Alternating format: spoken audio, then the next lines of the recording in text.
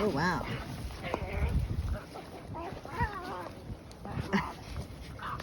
You're hungry. So the females, they'll average around 8 kilos when fully matured, and the males average around 10 kilos. The devils are the largest carnivorous marsupial on the planet since the extinction of the Tasmanian tiger or the thylacine. And one of their main food sources is carrion.